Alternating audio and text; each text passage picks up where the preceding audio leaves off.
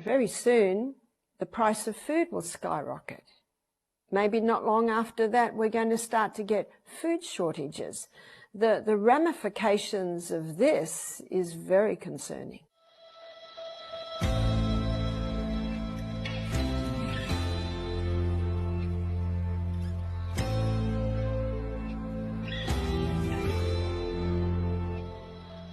Welcome back, brothers and sisters, to another episode of Truth Matters, where I'm here, as always, with Mackenzie Drebit, and joining us once again, our very special guest, Barbara O'Neill.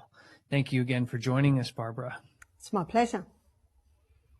So we ended last time kind of reviewing why you've had to leave Australia and the circumstances around that, and I think anybody who listens to it with a neutral ear will hear something weird is going on with your story. And we want to go a little bit further into why that is, and maybe talk a little bit more about how that relates to what's going on around the world today. Where we left off was we had talked about Michael had started a political party, and that may have played, in high likelihood, it played some role in what you've experienced and what has led to you having to leave Australia to do your work. Can you tell us a little bit more about what Michael's political party was based on to give our followers a little understanding of where we're going here? Sure. What basically stimulated Michael to start the political party was, I think it happened about 6 years ago, that the government brought in a ruling that if you didn't vaccinate your children, you didn't get childcare rebate. And this is very important for a lot of families, especially families where both couples are working. You also could not get half of your family payment. 1 year after that, the government brought in another ruling that if any child care centre took a non-vaccinated child, they were liable for a $10,000 fine.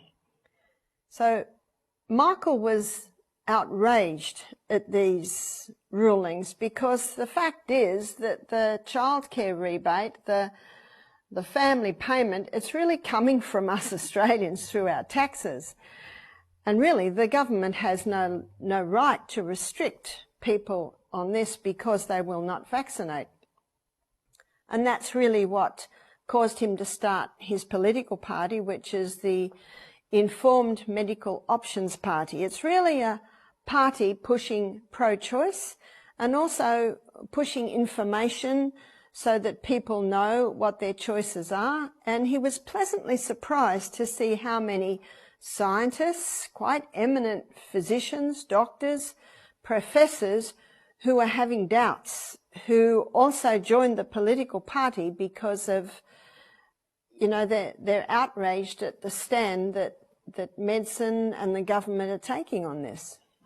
I think that's, that's what we're trying to do here too, is we're not trying to tell people what and what not to do, but just to inform them, give them information so that they can make an educated choice for themselves. That's absolutely right. It is our God-given right. So God has given us this right. I have every right to be vaccinated if I so choose, and I have every right not to vaccinate if I so choose. So it really is the God-given right of every parent, whether they choose to vaccinate their children or not. So what the government has done here is really starting to encroach on our freedoms. I think that's exactly kind of where we're going, and hasn't it encroached on your freedoms and what it's had to make you do to leave your home country? So in what we're seeing here, vaccination seems to be at the center of the conversation for Michael's political party. It's advocating choice across probably a broad spectrum of treatment options, but specifically vaccination seems to be one of those core pieces that continues to pop up, and especially today. The message that you have taken to the world and advocated for over 40 years, Barbara, is not one that is new to you specifically. So you mentioned that we're starting to see governments really crack down on information. How does the health message and the current vaccine push, along with this, I guess, I don't want to call it censorship of information, but certainly a tightening up of controls on the flow of information, how is that affecting your ability and other medical professionals' ability to advocate a treatment process that focuses on the healthy immune system and not of an external component? It certainly does encroach on it. Michael has met 3 doctors now in his travels who've had all their qualifications taken away from them because they're not prescribing enough medications. They're teaching their patients to drink more water, to start exercising, to eat a plant-based diet. And Michael had a interview with a surgeon recently. This surgeon owns his own jet. He flies to different parts of Australia.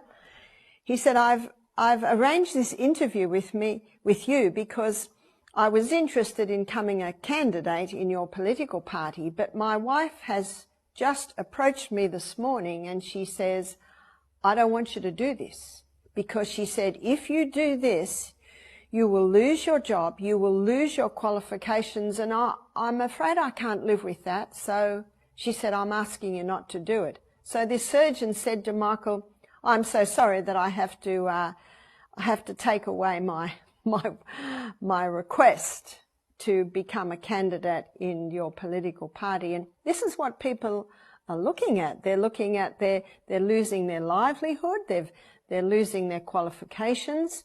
And when you investigate why, it's not a crime. And as I mentioned, I think in our last one, I don't believe that I've committed a crime at all. My only crime is that I'm teaching people to question the authorities. And again, I believe that's our God-given right to be able to make our own choices.